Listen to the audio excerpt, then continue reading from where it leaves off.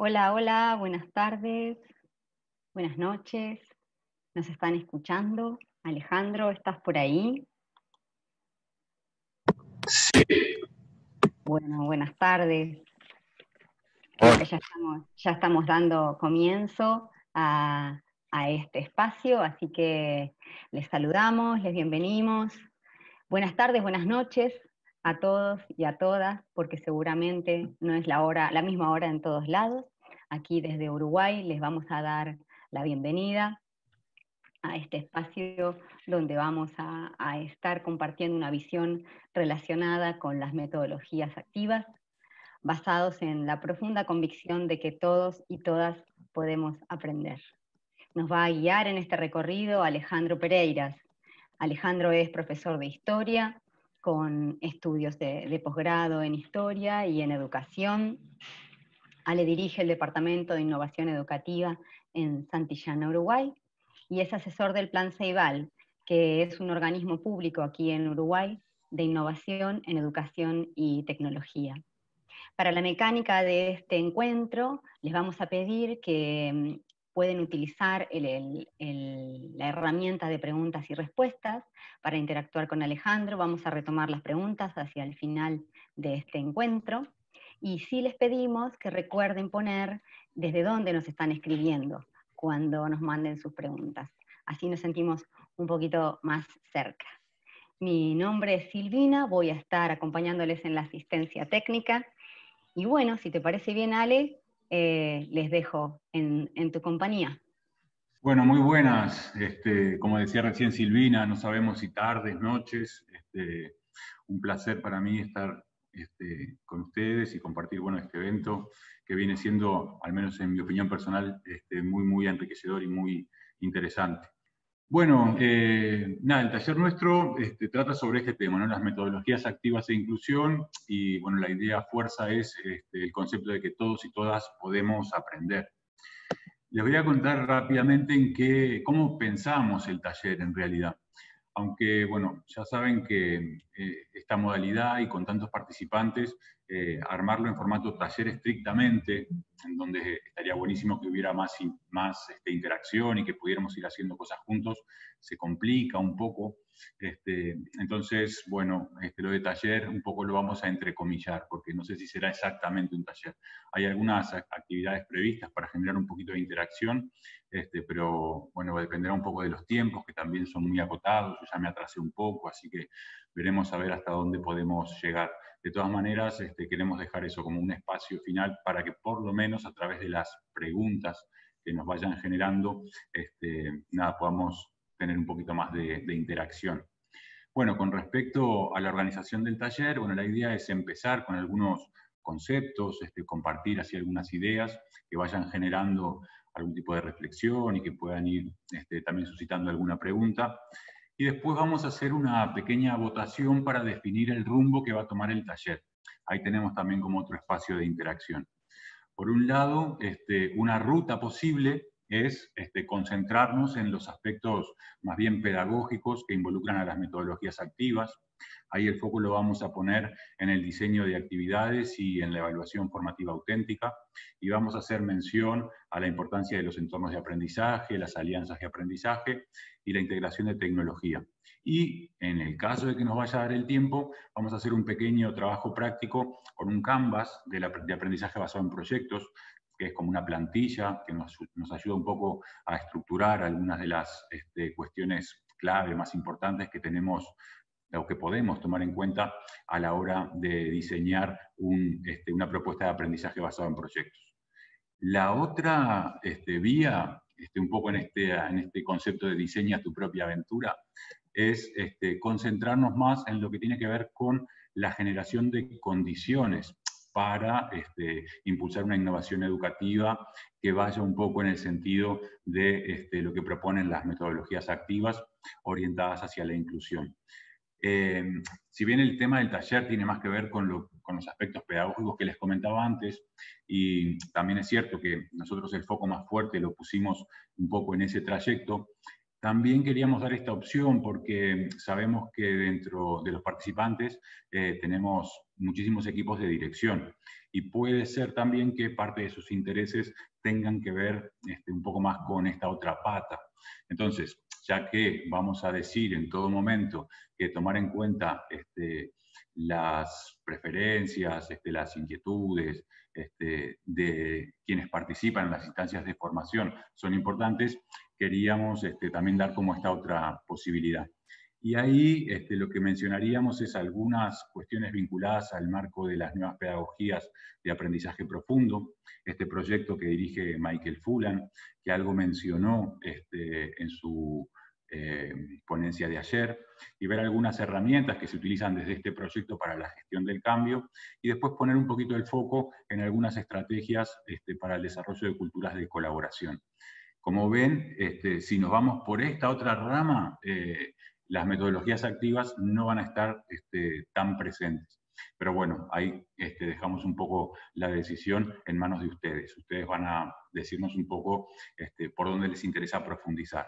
Si estrictamente en las metodologías activas o en la generación de condiciones para poder impulsarlas dentro de un centro. Y ahí también tenemos un pequeño... Sí, decime. ¿Te parece, Ale, que les lancemos ya la consulta? No, la consulta cuando terminemos la introducción, ¿te parece? Perfecto, maravilloso. Dale. Bueno, vamos a empezar haciendo como una caracterización que nos va a permitir tener un poquito de contexto. Estas son cosas que todos conocemos, no pretendo con esto decir nada nuevo en realidad, pero bueno, me parece que puede estar interesante para situarnos. Como tenemos como un gran modelo que le vamos a poner de nombre educación homogénea, que tiene algunas características que, como decía recién, conocemos todos. Por un lado, el diseño en este modelo está centrado en el docente y en la transmisión de información. El docente es el que planifica y en general lo hace para un alumno promedio que está en general en nuestra cabeza.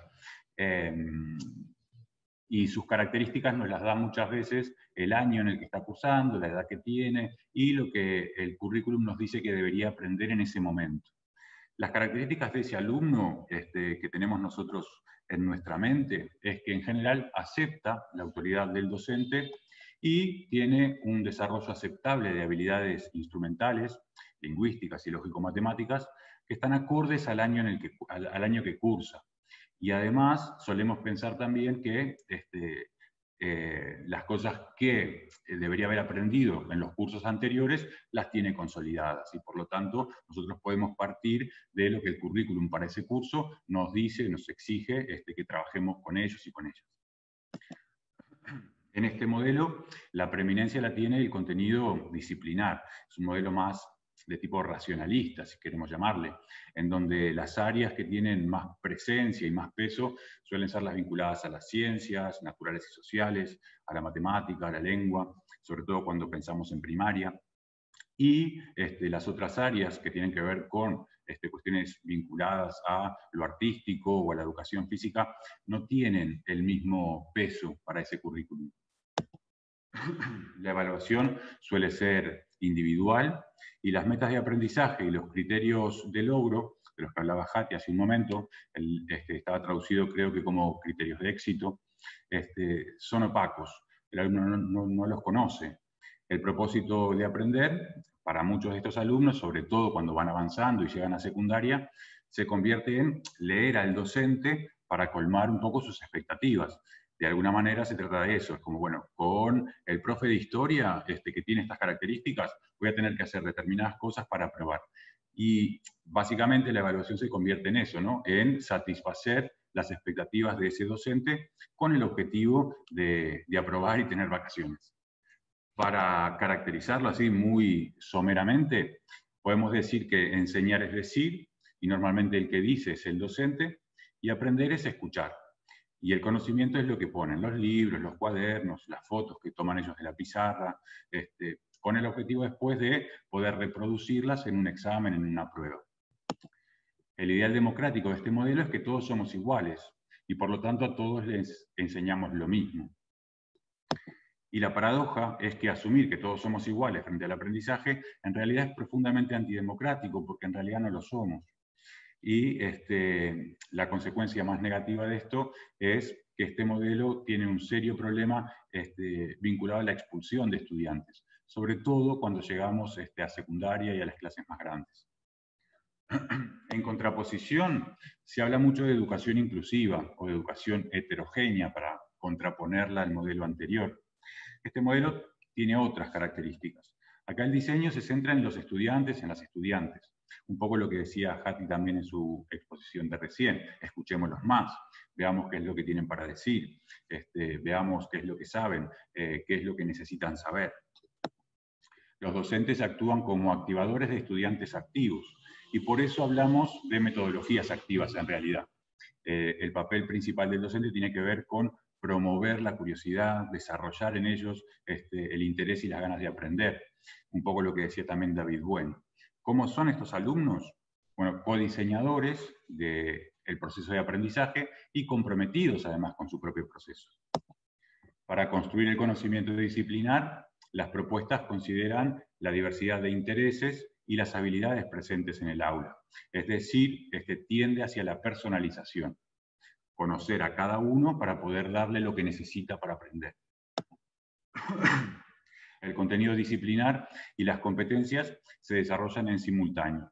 Y las metodologías activas tienen un lugar importantísimo en este modelo, porque justamente se proponen eso, trabajar competencias necesarias para, por ejemplo, aprender a aprender, al mismo tiempo que los estudiantes van incorporando contenidos propios de las disciplinas. La metacognición y la autorregulación ganan protagonismo frente a la evaluación exclusivamente externa, como en contraposición a lo que decíamos en el modelo anterior. Y acá también, para caracterizarlo rápidamente, enseñar es escuchar, también lo decía Hati hoy, aprender es actuar, y el conocimiento es algo que se construye con otros y con otras a lo largo de toda la vida, ¿sí? El ideal democrático de este modelo es que todas y todos podemos aprender, pero también tiene una paradoja. La paradoja es que existe fundamentalmente en la teoría y en algunas experiencias prácticas aisladas. La realidad sigue todavía regida por los preceptos de la enseñanza homogénea, del modelo anterior. Y por lo tanto, en esta transición de un modelo al otro, seguimos expulsando estudiantes y además se incorpora ahora la posibilidad de expulsar educadores. Nuestra tarea ya sabemos que muchas veces no es del todo reconocida, lamentablemente no es todo lo reconocida que debería ser, y al cambiar tanto las reglas de juego, todo lo que nosotros consideramos que es correcto empieza a ser cuestionado. Y esto eventualmente puede empezar a generar mayor frustración en nuestros colegas y eventualmente que decidan tomar rumbos distintos a los de la educación. Y eso es un problema bastante serio. Esta imagen, no sé si recuerdan de su época de estudio o haberlo leído en otro momento. Kuhn, creo que fue en la década del 60, en el 68, escribió un libro que se llama La estructura de las revoluciones científicas.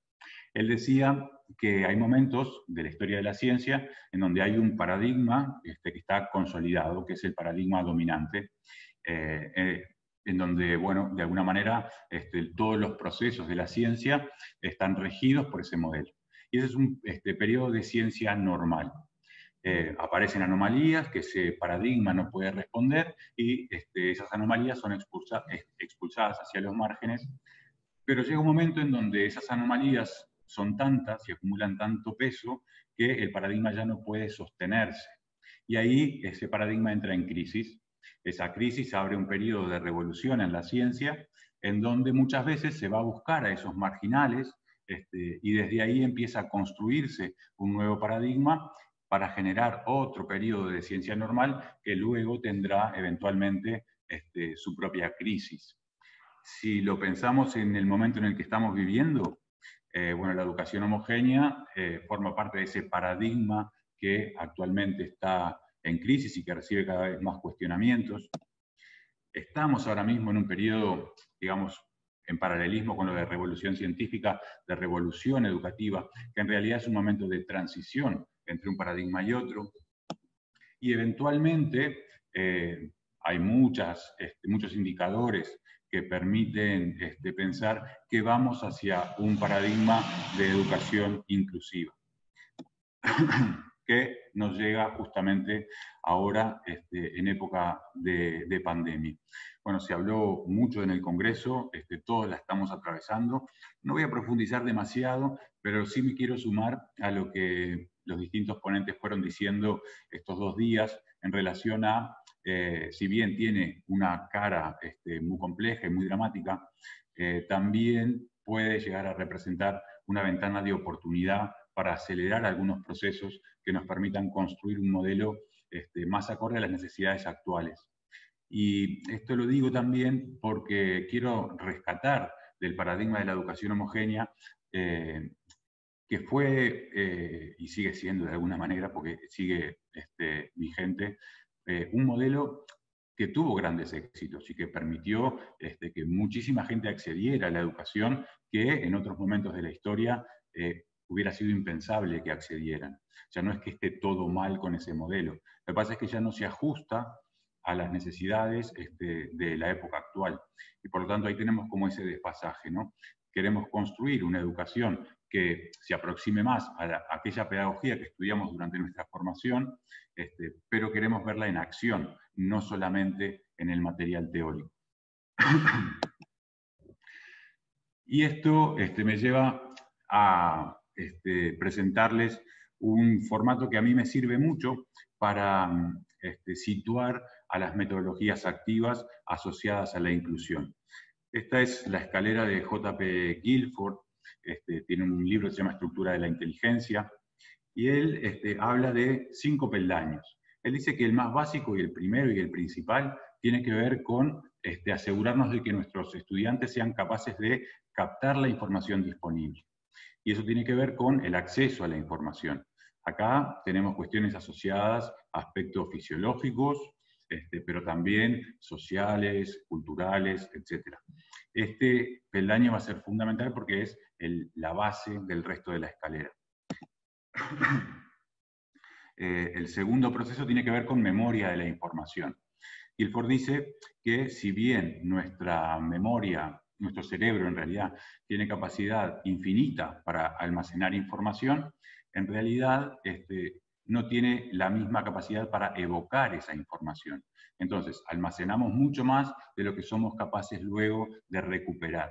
Y por lo tanto hay que entrenar esa memoria para poder evocar información que luego, cuando hablemos de evaluación de la información, podamos seleccionar aquellas piezas que mejor se adaptan o que mejor nos ayudan a resolver una situación problemática que se nos pueda plantear en un momento dado. Ya en el nivel superior tenemos las producciones convergentes. Esto tiene que ver con ciertos procedimientos, procesos que están preestablecidos y que en general nos llevan a un resultado previamente conocido o a un resultado único. Y por último, las producciones divergentes. En este caso, son procesos que nos llevan a construir soluciones novedosas a situaciones que previamente desconocíamos. Por lo tanto, ahí lo que interviene fuertemente es la creatividad. Ahora lo que les voy a decir me ayuda a mí a entender. Yo no sé si estarán o no de acuerdo, probablemente surja alguna discrepancia en relación a esta caracterización, pero les comento que es eso, es como de uso personal. Yo estos niveles los asocio con una serie de conceptos que muchas veces se usan de forma indistinta y que generan un poco de confusión, que tiene que ver con destreza, capacidad, habilidad, competencia. ¿Qué son esas cosas? ¿Cuándo se usa una? ¿Cuándo se usa otra? Yo, cuando hablo de capacidades y destrezas, normalmente me refiero a, concretamente en el caso de las destrezas, a cuestiones vinculadas a aspectos más físicos, lo que somos capaces de hacer con nuestro cuerpo. Capacidades tienen que ver con ciertas capacidades de tipo cognitivo. Habilidades, normalmente prefiero hablar de instrumentales o fundamentales, que van a ser las que nos permitan luego acceder a otros conocimientos. Por ejemplo, el razonamiento lingüístico o el razonamiento matemático. Con competencias disciplinares me refiero a las propias de las distintas áreas de conocimiento. Cada una de las disciplinas en las que estructuramos el currículum tienen competencias que les son propias. Y después, para el nivel de las competencias, para el nivel de las producciones divergentes, hablamos de estas competencias que a veces les llaman transversales, blandas, del siglo XXI. Fulan hablaba de 6C, la C por la letra inicial de cada una de las competencias que él considera que son claves. A efectos de la inclusión, el primer y el último peldaño creo que son los fundamentales. Todos importan, pero el primero y el último son centrales. El primero porque es necesario para poder avanzar en esa escalera. Si nuestros alumnos no tienen dificultades de visión, auditivas o alguna dificultad específica de tipo cognitivo y no pueden acceder a la información básica, difícilmente van a poder avanzar en la escalera. Y luego, desde el punto de vista de las producciones divergentes, ahí tenemos otra serie de ventajas que están asociadas a las formas diversas en las que los estudiantes pueden demostrar lo que han aprendido. Lo que llamamos diversificar las formas de acción y de expresión, lo que soy capaz de demostrar cuando me enfrento a una instancia de evaluación de mi trabajo. Si las formas en las que evaluamos son únicas, por ejemplo, cuestionarios, que es algo que usamos mucho los docentes, esa prueba se puede convertir a veces en un obstáculo para un estudiante para demostrar lo que realmente sabe. Y podemos tener la sensación de que en realidad no entendió prácticamente nada o no consiguió aprender, y en realidad el problema está en el instrumento y no en lo que el estudiante realmente aprendió. Por acá vamos bien, estoy hablando muy rápido, me dicen si tienen dificultades para entenderme, porque con esto del retraso y qué sé yo, creo que me estoy acelerando un poco, y bueno, no tiene mucho sentido correr si no me están entendiendo. Bien. Bueno, y la pregunta es, ya que hablábamos de estas producciones divergentes y situamos ahí también a las metodologías activas, la pregunta es, bueno, ¿cuáles podemos utilizar? Por un lado, bueno, definámoslas rápidamente, ¿no? ¿Qué son las metodologías activas? Bueno, son métodos, técnicas, estrategias que puede utilizar el docente para convertir el proceso de enseñanza en actividades que fomenten la participación activa del estudiante y lleven al aprendizaje. Por eso son metodologías activas. El estudiante abandona el papel de receptor pasivo de información y se convierte en un agente fundamental de su propio proceso de aprendizaje y del proceso de aprendizaje de sus compañeros. ¿Cuáles son? Bueno, hay muchísimas. Hay un grupo muy vinculado a lo que puede ser el aprendizaje basado en proyectos, que pone distintos énfasis. Por ejemplo, el aprendizaje basado en problemas lo podemos organizar como un proyecto y ahí el énfasis estará puesto en el pensamiento crítico. Lo mismo pasa con los retos y ahí tenemos una distinción que es interesante. Muchas veces, cuando hablamos de aprendizaje basado en problemas, planteamos situaciones que son complejas, difíciles, oscuras en algunos casos, que es necesario que los alumnos también aprendan y tomen conciencia, por ejemplo, cuando hablamos de problemas ambientales. Pero no necesariamente el aprendizaje basado en problemas o en proyectos tiene que estar vinculado a situaciones de este estilo. También pueden ser retos y situaciones que despierten el interés y la curiosidad. Y lo digo porque muchas veces lo que vemos es que cuando se plantean propuestas de este tipo, normalmente la palabra problema no está vinculada a algo que requiere que creemos una solución, sino a situaciones a veces de este tipo, ¿no? Un poco complejas, estresantes, deprimentes, que también hay que trabajarlas, pero no exclusivamente. Bueno, el aprendizaje basado en el pensamiento, ahí el énfasis está puesto en la metacognición, en que los alumnos descubran las estrategias que utilizan para aprender. design thinking, el énfasis está puesto en los destinatarios. Y esto también es interesante, que los alumnos puedan generar soluciones que tengan destinatarios que sean reales, ¿sí? Que el destinatario de su producción no sea exclusivamente el docente evaluador, sino que haya personas reales que se van a beneficiar con lo que ellos generen. En el aprendizaje-servicio, el énfasis está puesto en los valores solidarios y en la empatía, en que los alumnos puedan identificar también una necesidad y que puedan generar soluciones para las personas concretas que están necesitando alguna solución específica. El aprendizaje por indagación se puede integrar a cualquiera de las metodologías anteriores, y el énfasis acá va a estar puesto en comprobar o falsear una hipótesis a partir de evidencias, ¿sí? Son pequeñas investigaciones que los alumnos pueden desarrollar para llegar por sí mismos a la resolución de un problema, por ejemplo. En el aula invertida, que es muy útil en la semipresencialidad y muy útil para el momento en el que estamos viviendo, acá también la podemos aplicar con cualquiera de las otras metodologías.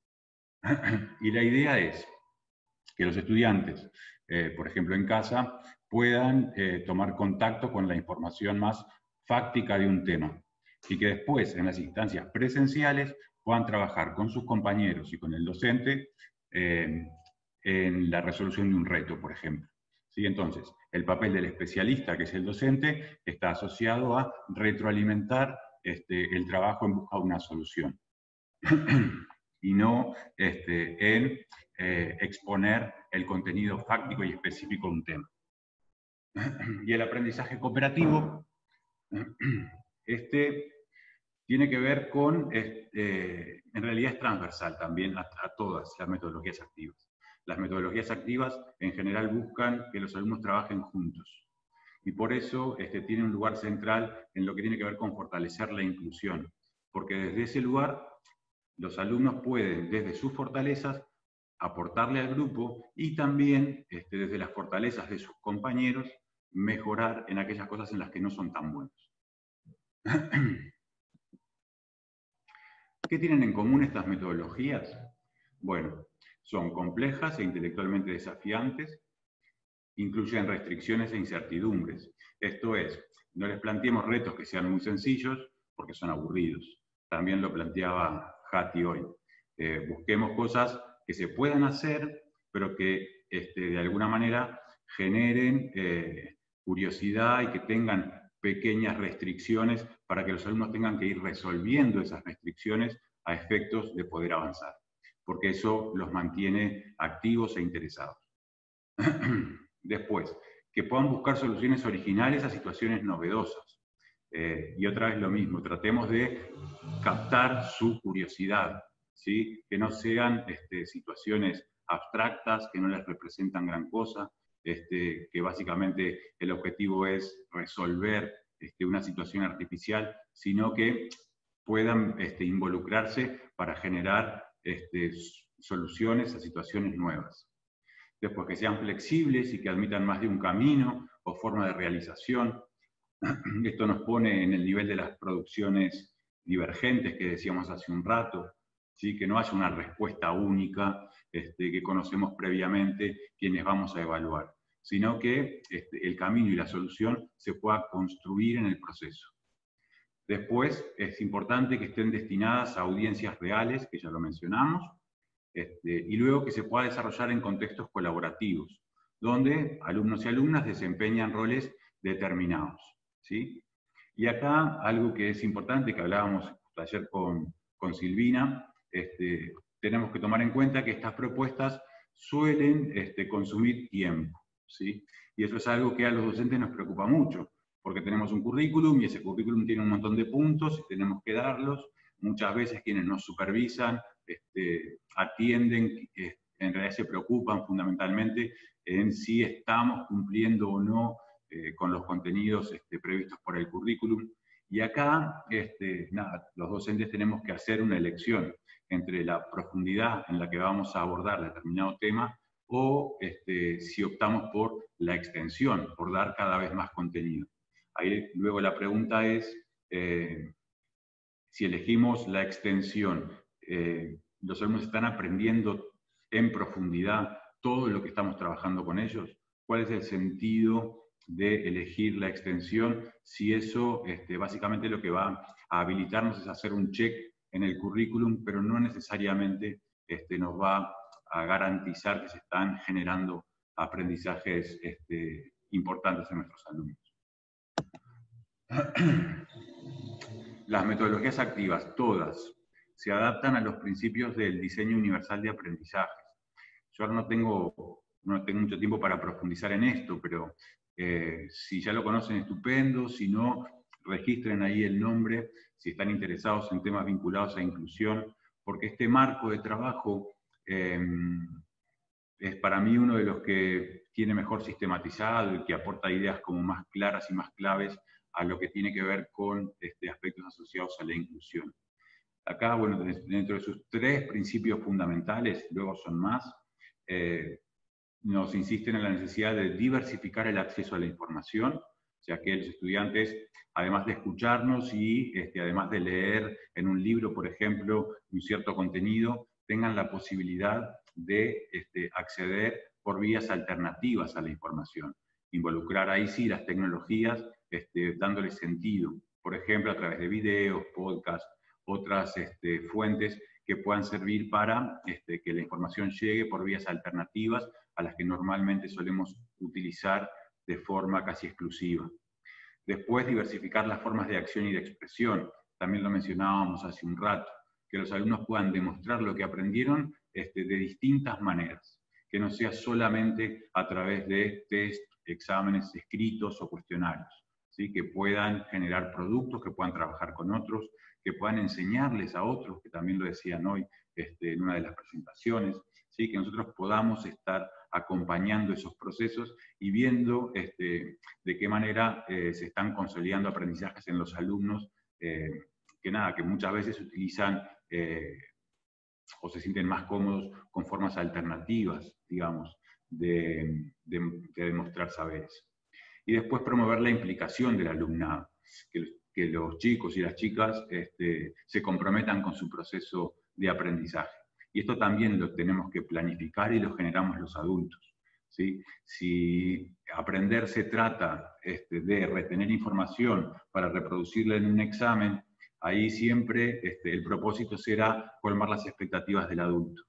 En cambio, si conseguimos que se impliquen en el proceso, probablemente ahí vamos a tener que pensar en propósitos que trasciendan a esa evaluación sumativa que normalmente utilizamos para certificar saberes. Y después, en la mayoría de los casos, las metodologías activas parten de situaciones auténticas, que sean realistas y realizables. Vamos a ver qué es esto de las situaciones auténticas. Primero, vamos a explicar las que normalmente usamos, que son situaciones de tipo escolar. Ahí en esa imagen se ve una célula procariota y una consigna sencilla. Completa el esquema, coloca el nombre de las estructuras señaladas. Y ahí estamos trabajando probablemente, si volvemos a la escalera de Guilford, en el nivel de memoria de la información. Capaz que hay algún aspecto asociado a evaluación de la información, donde tenemos que decidir en realidad qué nombre poner en cada una de las partes. Estas actividades son artificiales y tienen sentido exclusivamente en el contexto del salón de clases. Cuando los alumnos están en la vida real, difícilmente se les va a plantear una situación de estas características. Estas situaciones solamente existen o generalmente existen de forma casi exclusiva dentro de los salones de clase. Y acá, como decíamos hace un rato, normalmente trabajan los niveles centrales de la escalera de Guilford. Memoria de la información, evaluación de la información y producciones convergentes. Por otro lado, las situaciones auténticas tienen otras características. Acá también vamos a trabajar células procariotas, pero miren el enunciado, leemos solo el enunciado. En algunas publicidades televisivas se hace énfasis en la importancia del correcto lavado de manos con jabón. ¿Qué efecto causa el jabón sobre la presencia de bacterias en la piel? Y ahí, bueno, las consignas tienen que ver con trabajar con un compañero, elaborar una hipótesis, generar una situación experimental, validar o no la hipótesis, y luego comunicar lo que consiguieron, comunicar su investigación. Acá, en este tipo de situaciones, tenemos una conexión con la realidad y normalmente destinatarios que sean auténticos, ¿sí? En el ejemplo concreto, bueno, los destinatarios será, creo que es el resto de compañeros, no hay mucho cambio, digamos, en relación a cosas que podemos hacer, pero vamos a ver después otros ejemplos en donde sí puede haber destinatarios que estén fuera del salón de clase. Las situaciones auténticas son menos rígidas, habilitan la colaboración y permiten diversificar el acceso a la información.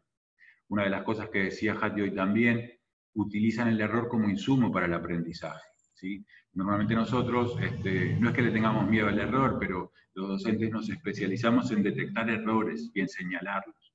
Y muchas veces los señalamos al final de una unidad, cuando ya terminamos de trabajar.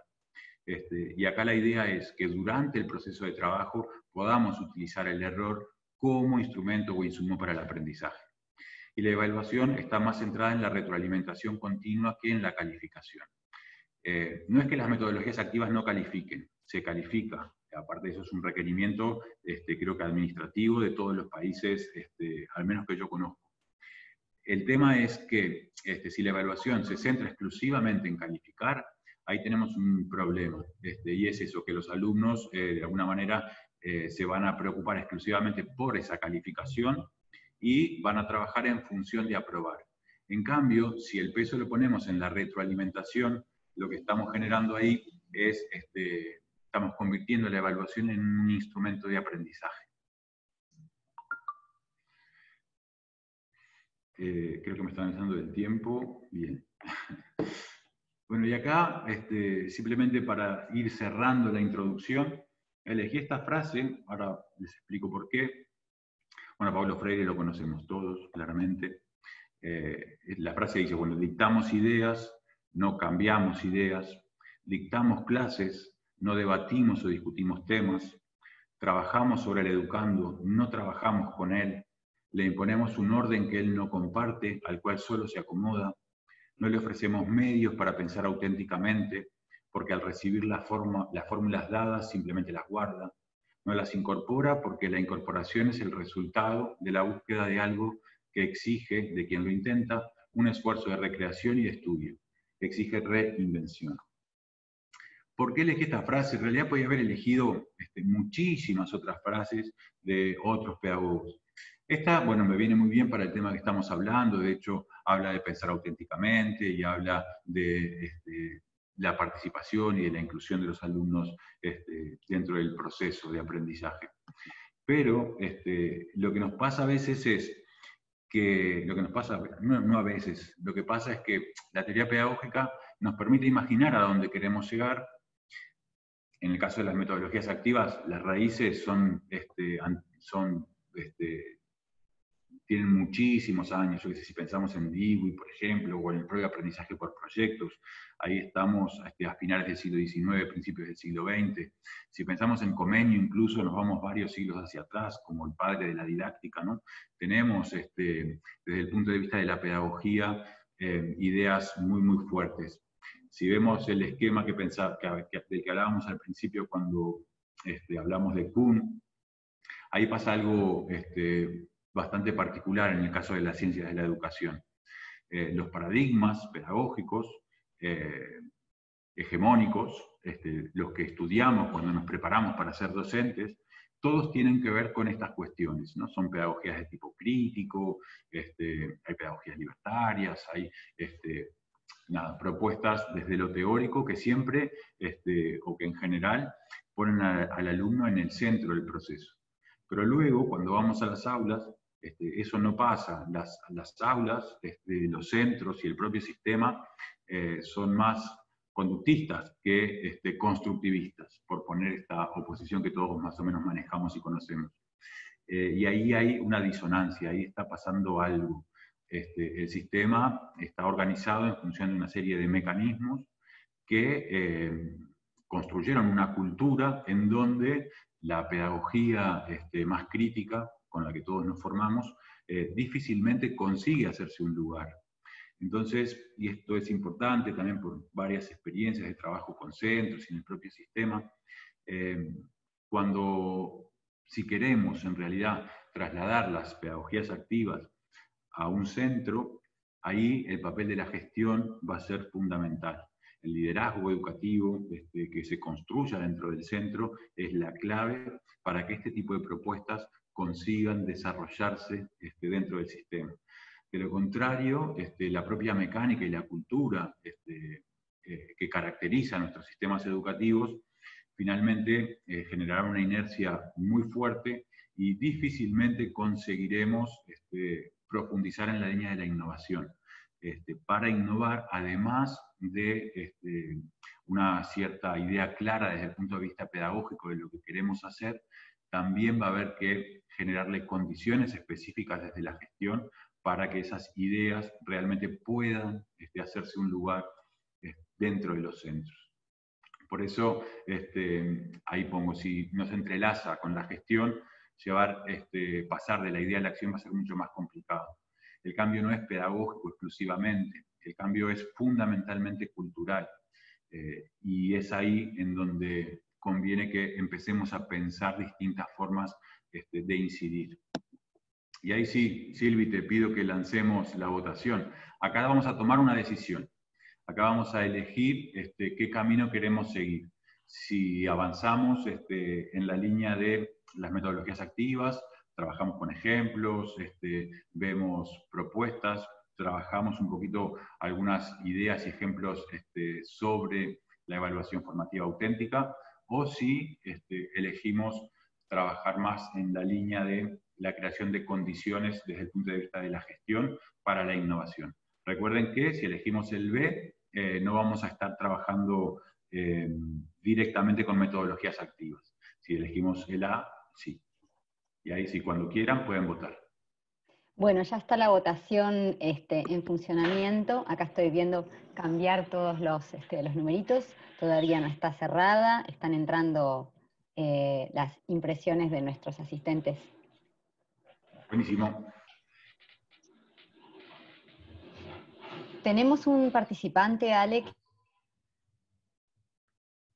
la mano, así que dejo a tu criterio cómo hacemos para su participación, porque no sé cuánto tiempo tenemos y cómo estamos organizados. No, dejemos a ver. No sé si voy a poder resolver el tema rápidamente, pero vamos a darle la palabra. Sí. ¿Te parece que le damos la palabra mientras está en progreso la votación? Perfecto.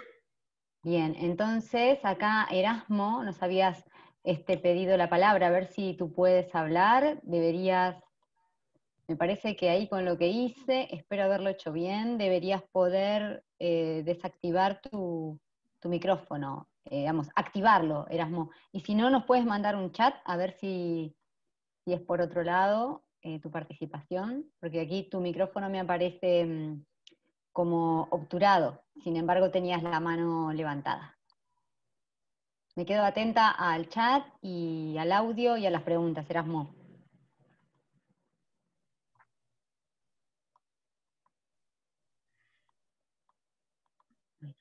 Yo de momento no veo reacción, pero te vuelvo a avisar, Ale, si es así. Ok.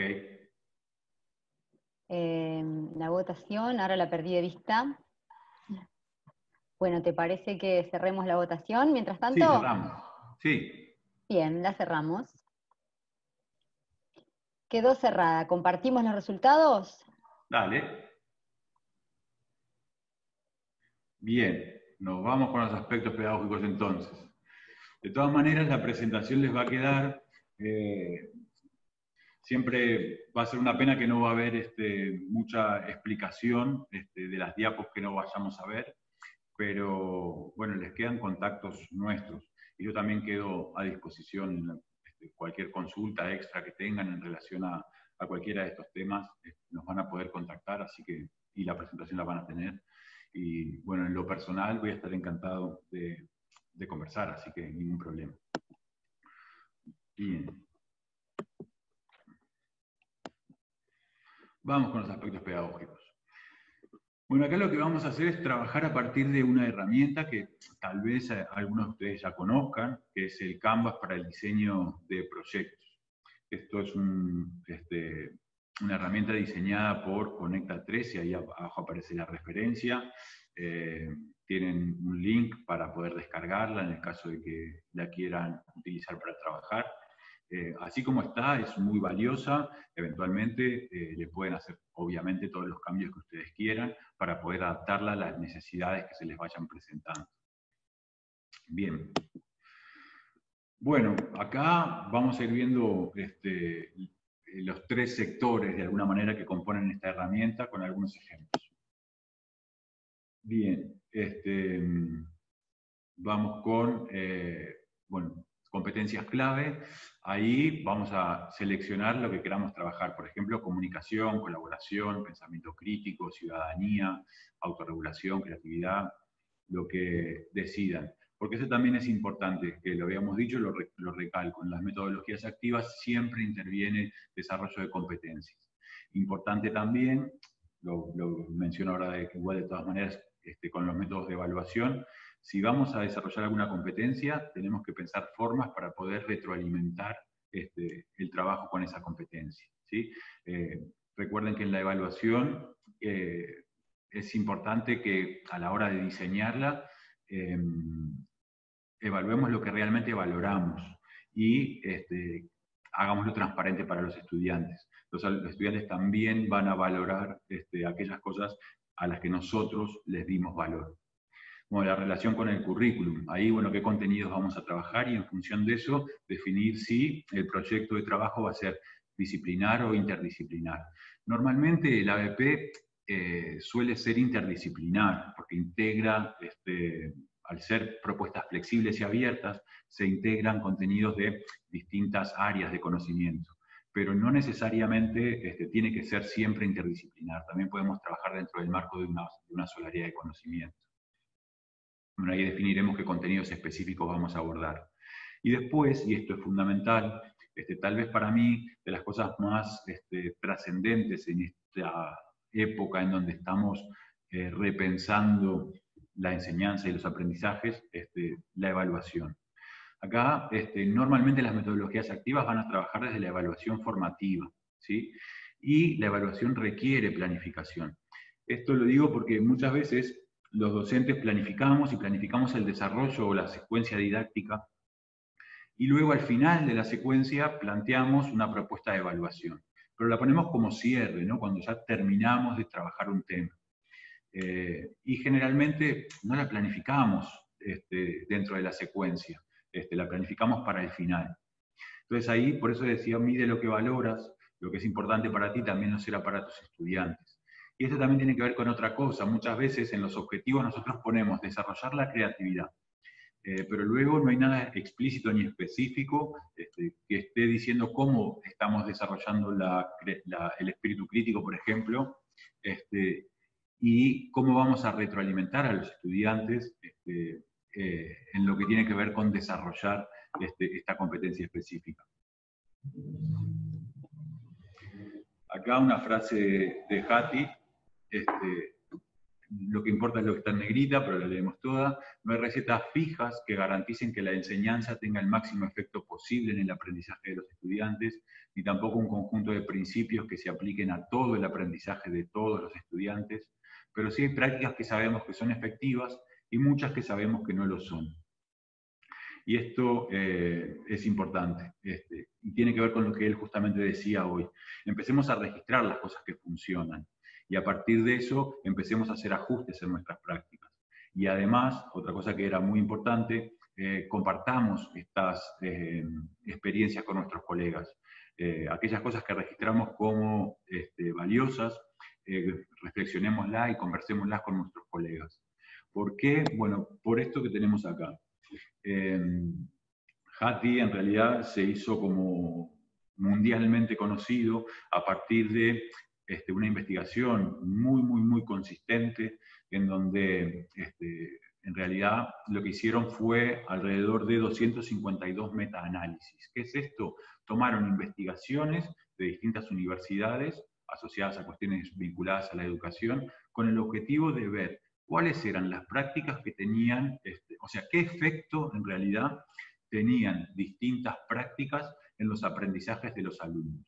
Por eso él decía hoy en la ponencia, no sé si lo recuerdan, que cómo enseñamos no importa.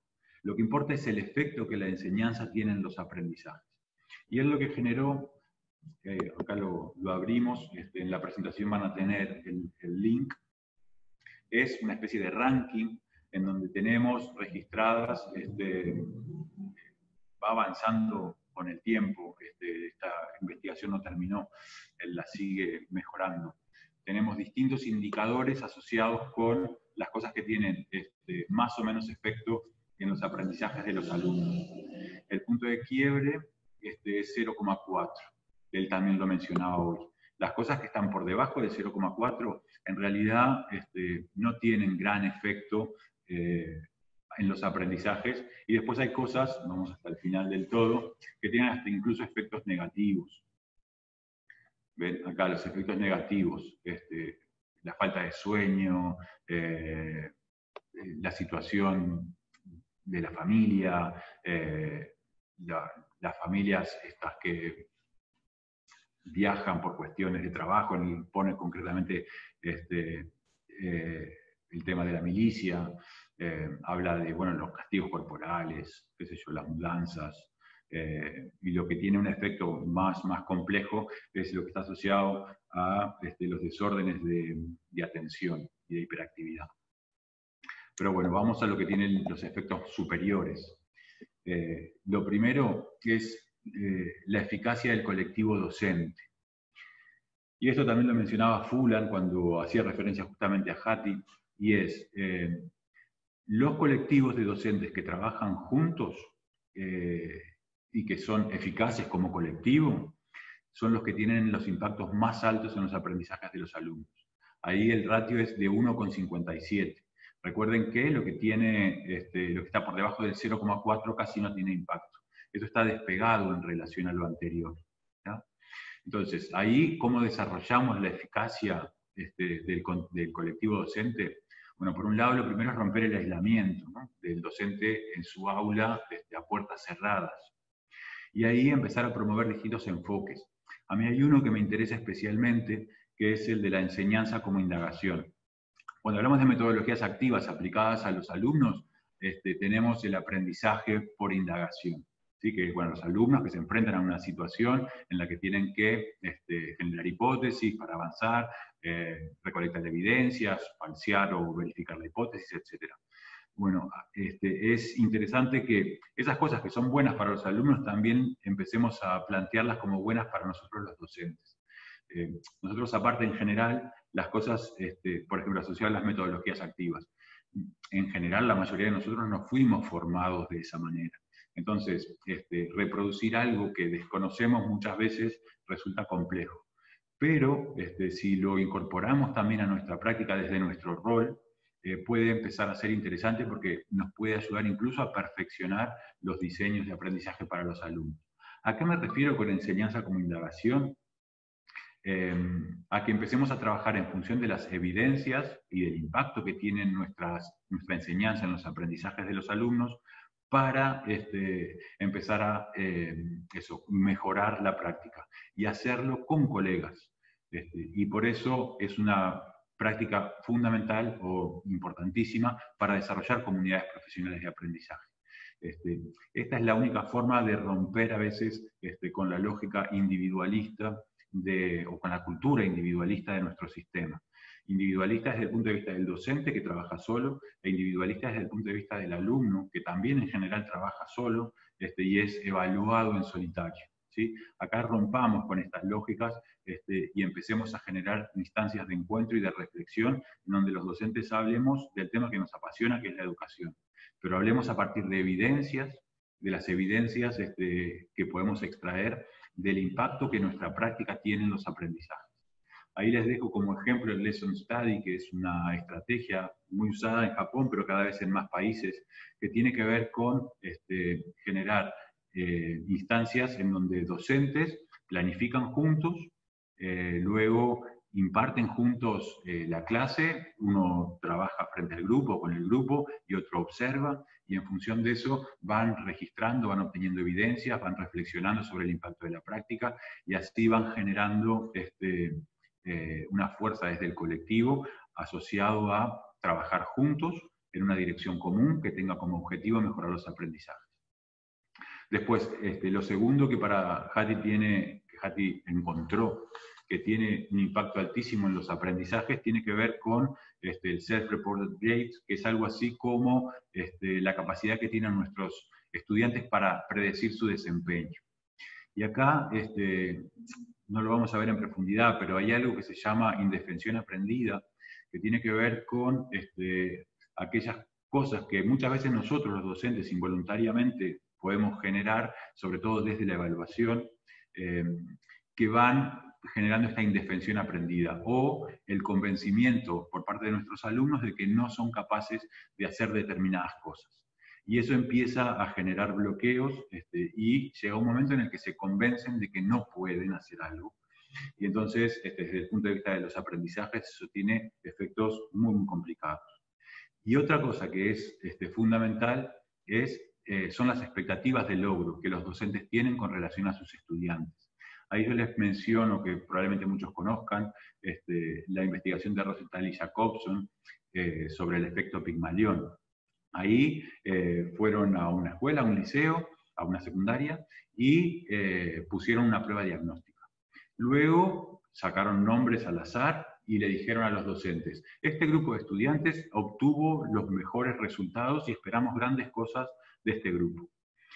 Y los docentes trabajaron con esa información a lo largo del año. Al finalizar el curso, volvieron a aplicar la prueba y los alumnos aleatorios, que no necesariamente eran los que habían tenido el mejor desempeño en esa prueba, mejoraron notoriamente su desempeño en ese test, en esa prueba diagnóstica que habían hecho al principio. Y eso les permitió afirmar que las expectativas del docente influyen radicalmente en los resultados y en el desempeño de los alumnos. Y él habla de una especie de profecía autorrealizada, en donde se involucran 4 factores. Por un lado, los docentes generan un clima mejor, más agradable para aquellos alumnos de los que tienen expectativas más altas.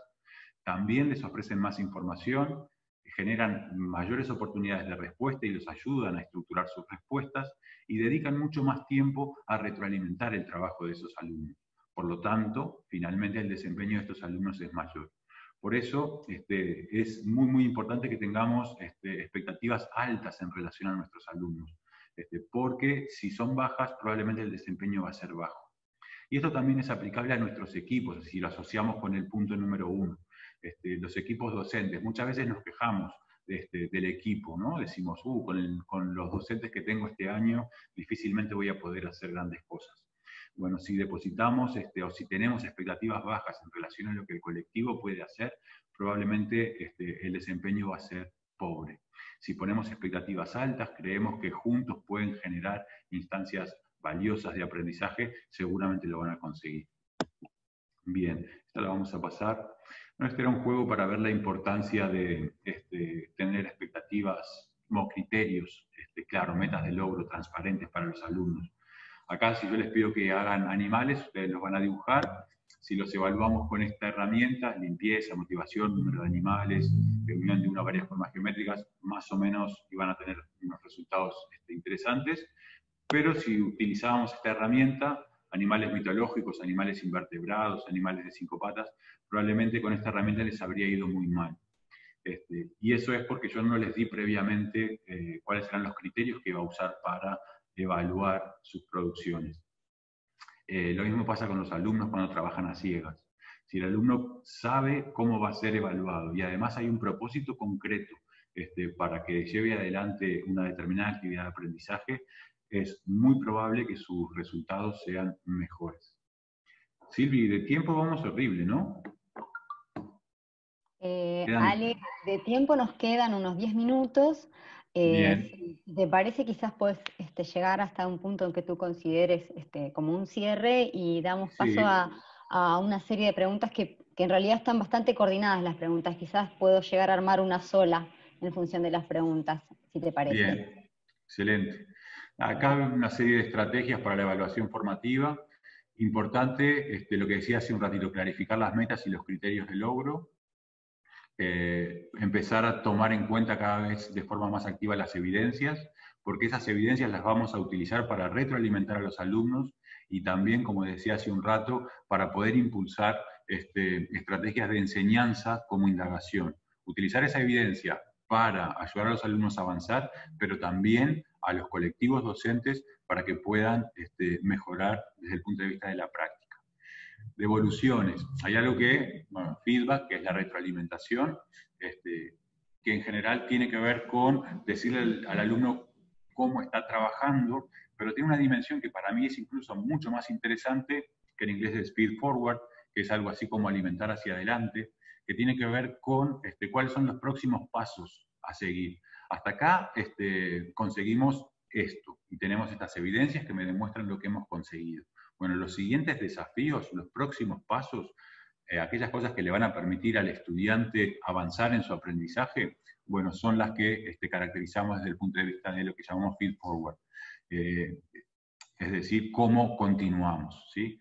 Trabajar con los estudiantes y permitirles que sean enseñantes de sus pares, y después desarrollar la autonomía, ¿no? Orientada a que se hagan responsables del proceso de aprendizaje.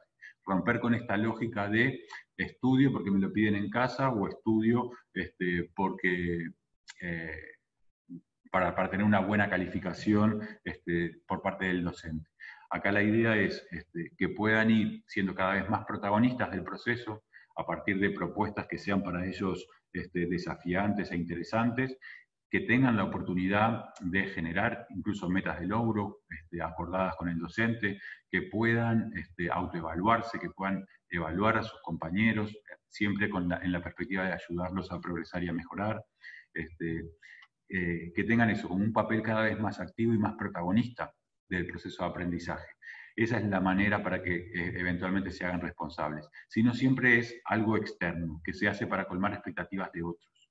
La idea es trabajar en la línea de poder generar propuestas en las que los alumnos se conviertan o que se sientan responsables del proceso. Ahí hay algunos instrumentos posibles, muchos de ellos ya los conocen seguramente, después les podemos pasar ejemplos. Acá también los instrumentos sirven para retroalimentar el proceso y también eventualmente para registrar evidencias que nos sirvan a nosotros como docentes para reflexionar sobre nuestras prácticas. Bueno, acá están los otros tres asociados al desafío, a las tareas, a la difusión. Desafío, recuerden, que sean cosas realizables, pero que tengan cierto grado de dificultad. Las tareas pautadas para que los alumnos no se pierdan, ¿sí? Y que esas tareas también tengan indicadores de éxito, que hablaba Jati en su ponencia de hoy, ¿no? Que podamos ir acompañándolos en el proceso. Y después que podamos darle, en algunos casos, destinatarios reales. Acá teníamos un ejemplo de distintas propuestas con distintos grados de autenticidad. Leer el fragmento de un texto seleccionado para el docente, bueno, es una propuesta, va a ser una actividad inauténtica. Pero si avanzamos, crear audiocuentos, alojarlos en el servidor de, por ejemplo, la UNCU, que en el caso de Uruguay es la Unión Nacional de Ciegos, ahí vamos a seguir, estamos trabajando también, por ejemplo, en lectura, pero nada, tiene un propósito que va más allá del docente y de satisfacer sus expectativas, porque tiene destinatarios que son reales. Y hay una motivación que es adicional. Acá tenemos un ejemplo clásico de una situación escolar, y ahí, bueno, cómo transformarla. Y por último, en este canvas del ABP, teníamos alianzas o recursos, y a qué personas van a colaborar, qué lugar van a tener las familias, vamos a convocar a especialistas para que nos ayuden a avanzar en el proyecto, las tecnologías, cómo las vamos a usar, preguntarnos si diversifican el acceso a la información y la posibilidad de que los alumnos actúen y expresen conocimientos de distintas maneras, y después cómo vamos a agrupar a los alumnos. Van a trabajar en parejas, van a trabajar en grupos más grandes, de qué manera vamos a organizar ese trabajo en grupos, cómo vamos a retroalimentar el funcionamiento del equipo, los alumnos van a poder autoevaluar el funcionamiento del equipo, van a poder coevaluar a sus compañeros de trabajo. Bueno, cómo se va a organizar todo ese funcionamiento. Algunos ejemplos extra, y ya un poco ya para ir cerrando, acá lo que tenemos es como un esquemita que trata de dar cuenta un poco de cómo sería un proceso que integre los distintos componentes a la hora de plantearnos una propuesta dentro del marco de las metodologías activas.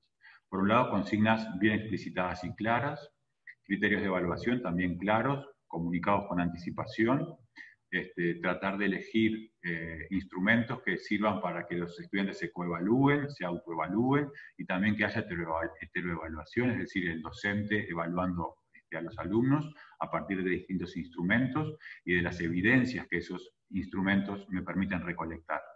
Y ahí decimos, bueno, como punto de partida, generemos una situación auténtica, o sea, relacionada con aspectos reales. Con algunas fases, no son imprescindibles, pero bueno, esas fases permiten recuperar errores y poder trabajar a partir de esos errores para que puedan mejorar el resultado final. Y después, durante el proceso, la evaluación va a ser formativa y la retroalimentación es clave y fundamental. Poder, en base a evidencias de lo que van produciendo, ayudarlos a mejorar. Y eventualmente, si fuera necesario, al final sí se puede generar una calificación para cumplir ciertos requerimientos administrativos. ¿Cómo llegamos a esa calificación? Bueno, ahí va a depender de cada uno de nosotros. Pero la idea es que esa calificación tenga un sentido que se lo va a aportar la retroalimentación y la evaluación formativa que fuimos aplicando a lo largo de todo el proceso. Y esta era la parte de trabajo que íbamos a proponerle para hacer acá en el taller, pero bueno, no llegamos. Y ya esto lo dejamos para el cierre. Si querés pasamos a las preguntas, Silvina. Bueno, Ale, mira, de verdad hay muchísimas preguntas y les agradecemos mucho esta participación. Han llegado preguntas desde Bogotá, desde Ecuador, también Mauro nos ha hecho una pregunta y no identifico claramente desde dónde es. Sí, voy a contarte algo que aparece recurrentemente, porque quizás puedas reunir esto, más que responder pregunta a pregunta, porque ahí sí que no llegamos nada. Aparece mucho la cuestión que tiene que ver con necesidades educativas especiales, con discapacidad, pero además con las diferencias que devienen del entorno y particularmente lo que tiene que ver con las familias. O sea, de qué manera las familias podemos acompañar a las familias para que estas dificultades, en palabras de Cristian, no sean vistas como una amenaza, sino como buscar los aspectos positivos de estas dificultades, ya sea, y Cristian lo enfoca en relación a las dificultades de los estudiantes, pero como hay otros compañeros que también abren el juego a otras dificultades del entorno, me parece que por ahí toda esta propuesta de hoy tiene por lo menos una vía de respuesta, ¿no, Ale? Sí, ahí yo pido disculpas porque no haber podido profundizar más en algunas dificultades específicas, pero bueno, espero que sepan comprender el formato y el tiempo no nos acompañó mucho, pero en realidad hay algo que es clave y es fundamental y es no partir, o sea, tratar de dejar de lado dentro de lo posible esta figura del estudiante o el alumno promedio, ¿sí? Que es para el que normalmente, como decía al principio, solemos planificar, y empezar a considerar de que existen enormes diferencias y que desde esas diferencias tenemos que empezar a trabajar. Por eso es importante tener buenos diagnósticos, en función de esos diagnósticos poder, en principio, primero y fundamental, diversificar las vías de acceso a la información. Que no sea, como decía hace un rato, exclusivamente a través de la exposición del docente o el material escrito, que podamos empezar a involucrar otras vías de acceso y, fundamental, que podamos después generar oportunidades para que los alumnos puedan, desde lo que son capaces de hacer en determinado momento, avanzar y sobre todo demostrar lo que han aprendido, que tengan posibilidades de celebrar pequeños éxitos, ¿sí? Y ahí podemos también involucrar a las familias en esto, desde esos pequeños éxitos. es muy complicado convocar a las familias para decirle que sus hijos tienen problemas o que no están respondiendo positivamente a las cosas que se le van planteando. Hay casos en donde no nos van a quedar otras opciones, eso está claro, pero muchas veces tal vez alcance con permitir que puedan demostrar saberes de formas alternativas o que puedan vincularse con sus compañeros para que otros les expliquen lo que nosotros no somos capaces de explicarle o que en realidad no estamos siendo capaces de explicar. Tal vez un par, un compañero, una compañera, sí sea capaz de hacerlo entender. Yo ahora el año pasado estuve, por ejemplo, en Nueva Zelanda, estuve visitando escuelas, y en una hacen algo que para el tema de trabajo con las familias me pareció maravilloso, y ellos tienen creo que son 3 días en el año que le llaman celebración, son 3 celebraciones. Esas celebraciones son en realidad instancias de evaluación. Se plantean la evaluación como una celebración. Ya ahí hay como un quiebre y eso es bien interesante. La evaluación normalmente suele ser una instancia de mucho estrés. Ellos, ese día es un día de celebración. Los padres van a la escuela y hay pequeñas reuniones, se llaman reuniones a 3 bandas o a 3 vías. Está el niño o la niña, el docente, la docente, y papá y mamá. Y ahí quien conduce la reunión es el niño, ¿sí? Lo que hace es, en función de su edad y en función de lo que haya preparado, le cuenta a sus padres lo que ha venido haciendo y, sobre todo, llegado así como hacia el final de la reunión, le cuenta cuáles son sus siguientes desafíos, qué es lo que quiere hacer en lo que resta del año antes de que termine el curso. Y todo eso se da en un clima muy relajado, y ya les digo, de celebración. La familia va a la escuela a celebrar lo que su hijo o su hija consiguió aprender en ese momento y a saber y a conocer cuáles son los desafíos que ese niño se plantea para el resto del curso. Y de esa manera lo que se consigue también es involucrar a los padres para que ayuden a esos niños a avanzar y a poder alcanzar ese desafío que se está proponiendo en ese momento del curso. No sé si queda respondida la pregunta con eso. Me parece que iba en esa línea, o por lo menos que da grandes pistas, digamos, de trabajo. Además me parece, Alejandro, que da grandes pistas desde el lugar de la felicidad y de la alegría, que creo que es clave, ¿no? en educación, que seamos felices, que nos sintamos felices aprendiendo y entre los desafíos, no felices solo cuando resolvimos el desafío, ¿no? Que el desafío sea parte de lo que nos hace la vida atractiva. Eso me parece que es una idea interesante también. Sí. Creo que estamos muy pasados, cerrando, ¿no, sí, ya estaríamos cerrando porque ya nos pasamos 3 minutos, o 4. ¿Sabes qué? Yo no sé si están con ganas, yo tengo un videíto en donde todo esto que hablamos lo vemos en acción. Yo creo que si es Incluso, posible sería buenísimo verlo. Incluso el papel de la familia. Si no nos echan del Zoom, lo ponemos. Incluso Genial. ahí también tenemos un ejemplo muy, muy interesante de cómo podemos involucrar a las familias para que nos ayuden en estos nuevos desafíos vinculados a nuestro trabajo. Y casi que les digo que... Casi que con esto me despido. Esta es una escuela de la zona este de Uruguay. Así que con esto me voy casi despidiendo, porque va a ser un cierre mucho más interesante de lo que yo pueda decir. Acá les dejo el videito.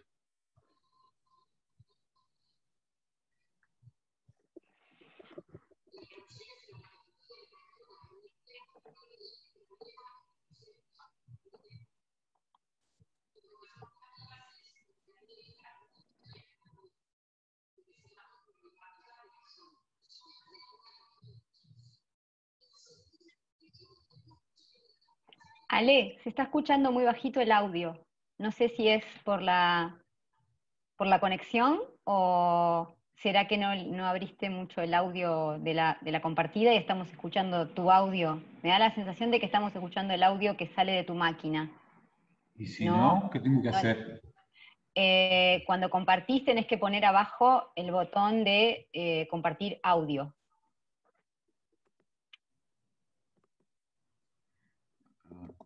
No, ahí, acá estamos viendo todo tu escritorio.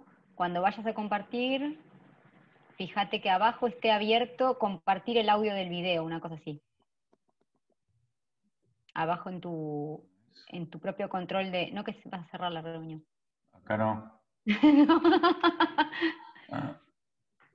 Bueno, ahora no sé, ya me perdí un poquito, porque no sé si estoy viendo exactamente lo que vos ves. Me parece que yo veo menos. Qué pena esto que Cuando, está cuando, pasando. cuando seleccionás, tranquilo, cuando seleccionás el video, cuando seleccionás qué es lo que querés compartir, debajo a tu izquierda hay un casillero que dice compartir el audio. Antes de que digas compartir directamente. Cuando seleccionás cuál de las pantallas querés compartir, abajo a tu izquierda, en Para que Zoom. lo abre directo. Bien. Se escuchaba bajito Bueno, nada más, pero quizás puedes subir, fíjate, está bien alto el audio. lo tengo al máximo. Bueno, vamos con eso y les contamos un poquito si no después. Pena.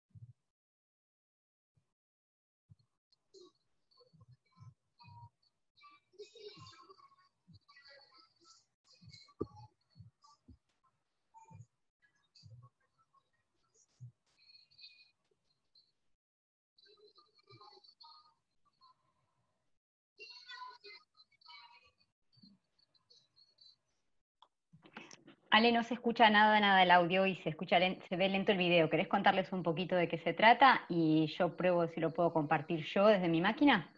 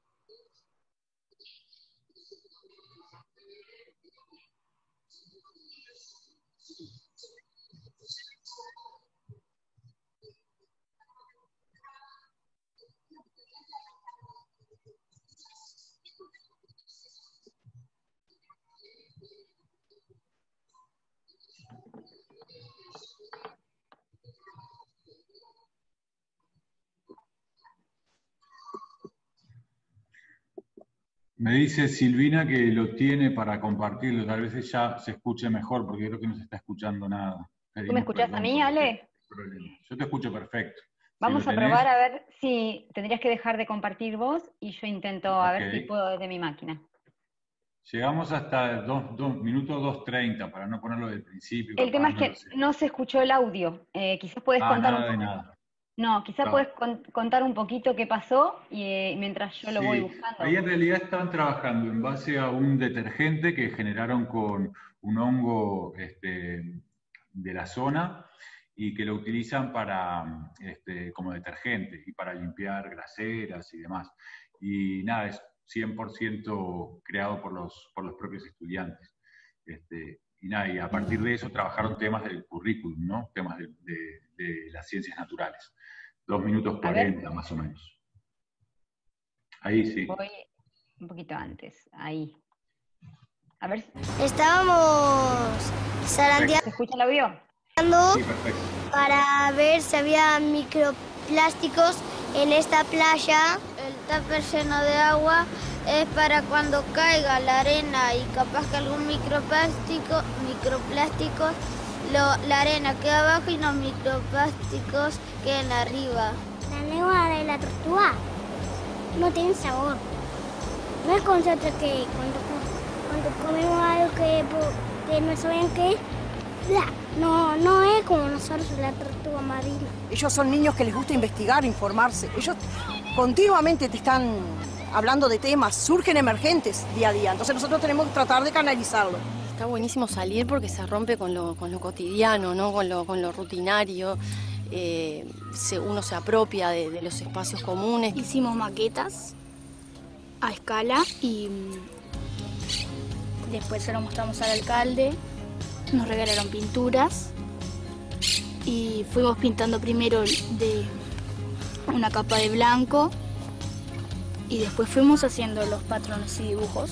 No solamente hicimos lo de intervención, sino que también hicimos una parte de registros y algunos subían la información a CREA, entonces también estaba esa otra parte. Pienso que la gran fortaleza de la institución es la comunidad. Lo que necesita la institución es abrir la puerta a la comunidad. Tenemos la suerte de que el grupo de docentes, la directora, durante los últimos años nos ha permitido, con una buena apertura, de que vengamos a hacer propuestas, cada uno con lo que sabe hacer, de alguna manera también enseñándole a los niños algunas áreas diferentes. Soy padre acá de la escuela, de una alumna, soy tallerista de circo, de arte circense, y también soy parte de la comisión de fomento. Soy como un padre activo en la escuela, ¿no? Estamos trabajando en el mosaico porque son técnicas que también se trabajan con productos reciclados. Bueno, los niños de toda la escuela, desde jardinera hasta sexto, están viniendo. Sí, siempre es un sí. Entonces, eso genera que la comunidad cada vez más quiera ser parte. Bueno, este método de trabajo es innovador porque tiende redes fuera de la escuela. También hemos convocado expertos y ellos vienen y los gurises aprenden muchísimo en ese intercambio. Y los gurises después van a la casa y cuentan. Viene una generación que tiene otros intereses y que aprende de otra manera. Entonces necesita un poco más de apertura. Y en esos descubrimientos que hacen los gurises o en esos aprendizajes que adquieren los gurises, nosotros también estamos aprendiendo una manera diferente de enseñar. Los niños desarrollan la capacidad de compartir, fortalece vínculos también entre la maestra, los niños, entre los niños en sí. Uno como que se siente que está trabajando más racionalmente, como con objetivos claros. Se van contestando, se van preguntando, siempre el trabajo en equipo. Tiene que estar instalado en el creer que se puede, que colaborativamente, que podemos aprender con el otro, que el liderazgo tiene que estar distribuido. Si yo como padre ya estuve en una escuela pública, yo sé que hay que potenciarla porque yo ya tuve esa vivencia. Lo público es de todos y lo hacemos entre todos. No es que todo vale, sino que dentro de ese marco curricular, bueno, yo propicio que el gurí aprenda a aplicarlo, a utilizarlo para resolver, para tomar decisiones, para participar.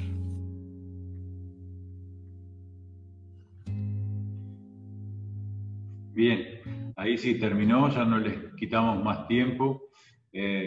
Nos están reclamando hablar más sobre inclusión. Prometemos, si tenemos la oportunidad, seguir trabajando en esos temas. Ya les digo, teníamos así como un poco tiempo, pero bueno, ojalá que podamos reencontrarnos y seguir profundizando en estos temas, que a mí y a Silvina, los dos, nos apasionan, nos gustan mucho. Vale. Así que nada, muchas gracias por su tiempo. Bueno, gracias a todos y a todas. A seguir creciendo. Gracias a ustedes por estar ahí.